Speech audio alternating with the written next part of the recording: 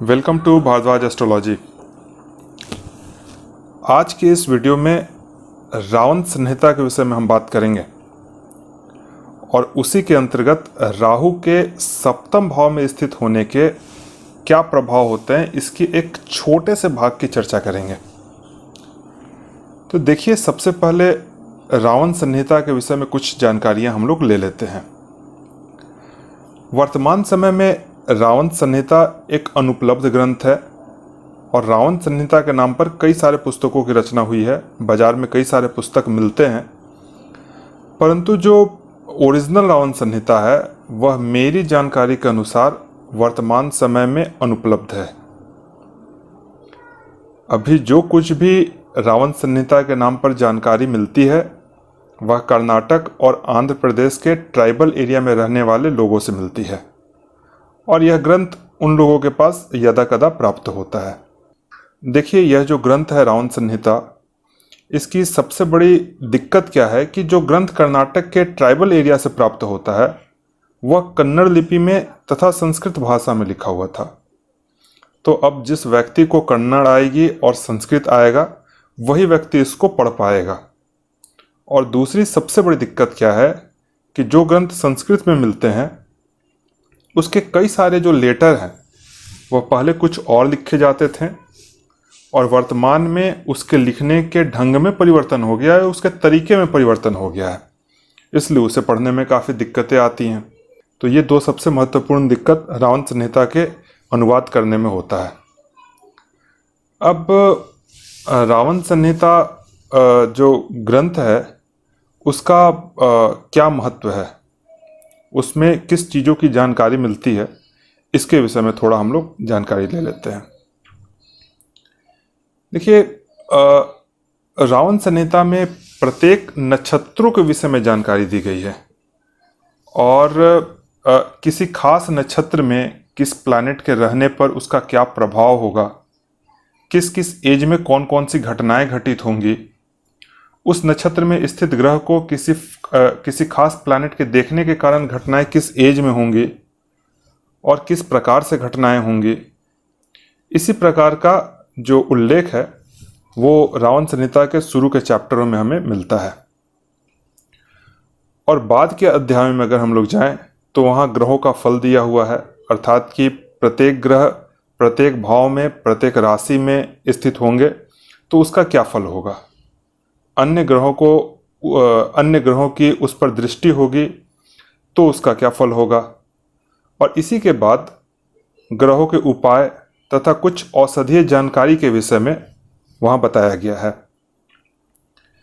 इस ग्रंथ के अंत में कुछ खास उपाय दिए गए हैं, कुछ खास मंत्र दिए गए हैं और उसकी जानकारी वहाँ पर दी गई है। देखिए, दिखने में ये विषय आपको सामान्य लग रहा होगा, परंतु यहाँ आपको काफ़ी कुछ सीखने को मिलेगा कि आखिर रावण संहिता में सप्तम स्थान में स्थित राहु के विषय में क्या कहा गया है।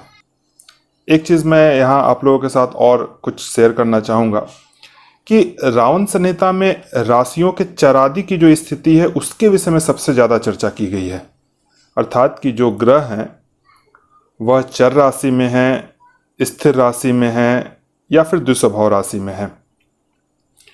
इसके साथ साथ वहाँ पुरुष राशि और स्त्री राशि की भी बहुत जगह चर्चा की गई है। पुरुष राशि और स्त्री राशि क्या होती है यह मैं आप लोगों को बता देता हूँ।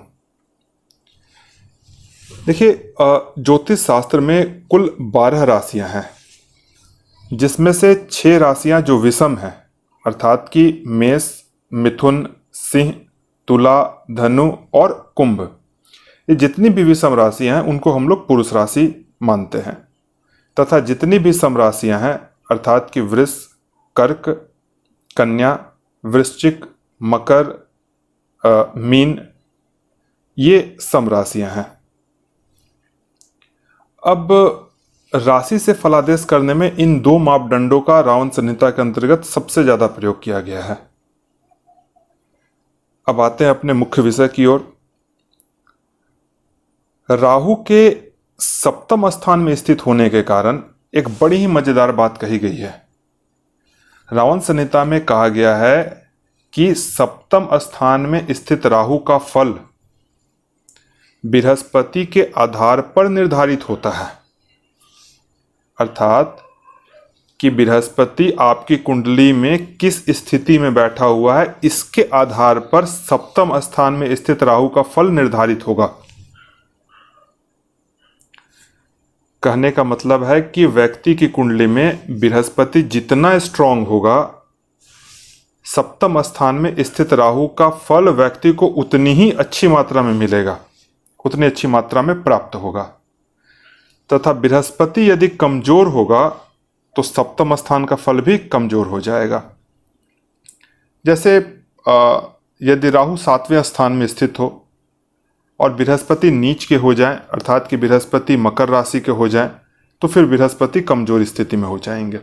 तो ऐसी स्थिति में व्यक्ति को सप्तम स्थान का फल नहीं मिलेगा, अर्थात कि व्यक्ति का वैवाहिक जीवन खराब रहेगा या फिर खराब हो जाएगा, या फिर बिजनेस में या फिर पार्टनरशिप में दिक्कतें आएंगी, वहां धोखा मिलेगा।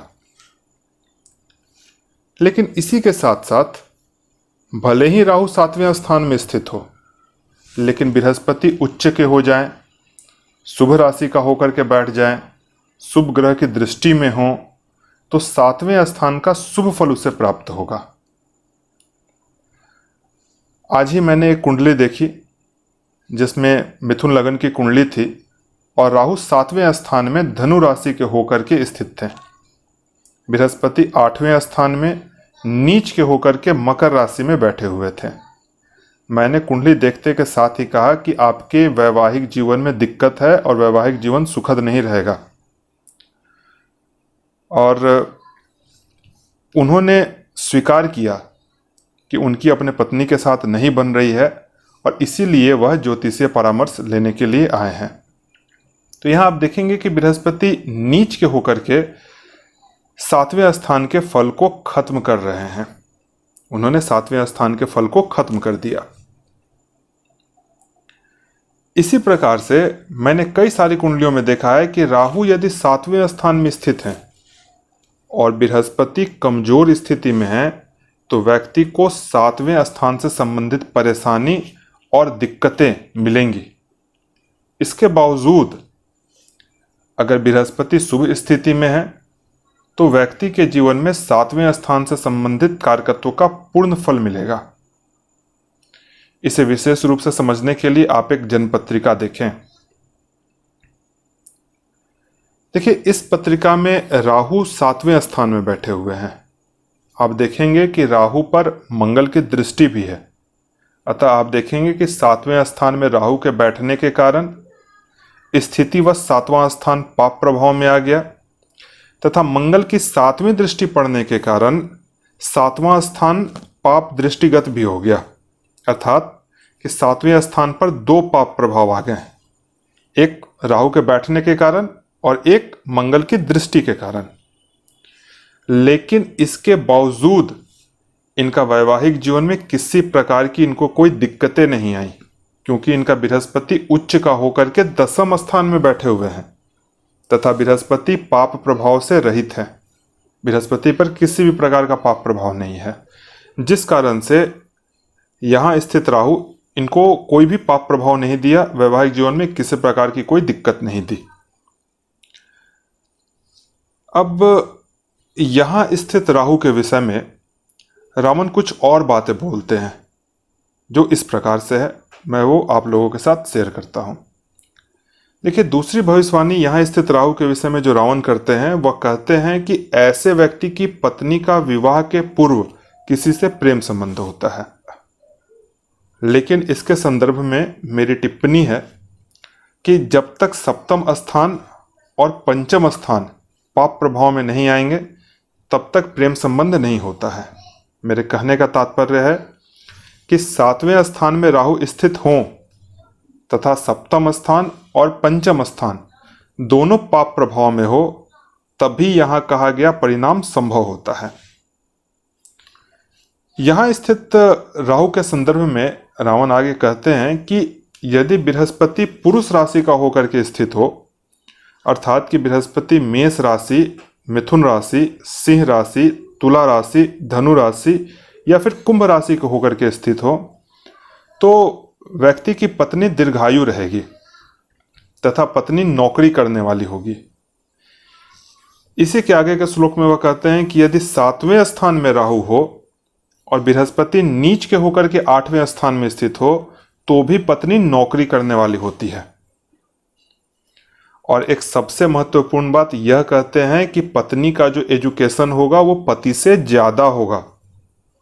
और इसे मैंने कई सारी कुंडलियों पर वर्क होते हुए देखा है, काम करते हुए देखा है। अन्य स्थानों के लिए कहा गया है कि यदि बृहस्पति मजबूत स्थिति में हो तो पत्नी का एजुकेशन पति से ज्यादा होगा। आगे कहते हैं कि बृहस्पति यदि बलहीन हो तो पत्नी की वाणी कर्कश होती है तथा पत्नी इज्जत नहीं करती, झगड़ा करने वाली होती है। आप देखेंगे कि सप्तम स्थान में स्थित राहु के संदर्भ में रावण संहिता में अधिकतर जो भविष्यवाणियां दी गई हैं वह बृहस्पति के बल को देख करके ही दी गई हैं। इस नियम को मैंने कई सारी कुंडलियों पर अप्लाई करके देखा है, अप्लाई किया है और मुझे बड़े अच्छे परिणाम मिले हैं। और कई बार तो लोग मुझसे पूछते हैं कि आप सिर्फ लग्न कुंडली को देख करके इतनी सारी चीज़ें कैसे बता रहे हैं। और सबसे बड़ी बात कि यह जो नियम जिसकी चर्चा मैंने यहाँ पर की है वह ज्योतिष के किसी भी सैद्धांतिक पुस्तकों में नहीं प्राप्त होता है। आगे इसी तरह की जानकारी हम लोग आप लोगों के सामने लेकर के आते रहेंगे। और आज के विषय को हम लोग यहीं पर समाप्त करते हैं। आज की जानकारी यदि आपको अच्छी लगी हो तो इस वीडियो को शेयर करें, लाइक करें और इस चैनल को सब्सक्राइब करें। अगले वीडियो में ऐसे ही कुछ रोचक जानकारियों को लेकर के आएंगे। तब तक के लिए आप सभी का बहुत बहुत धन्यवाद।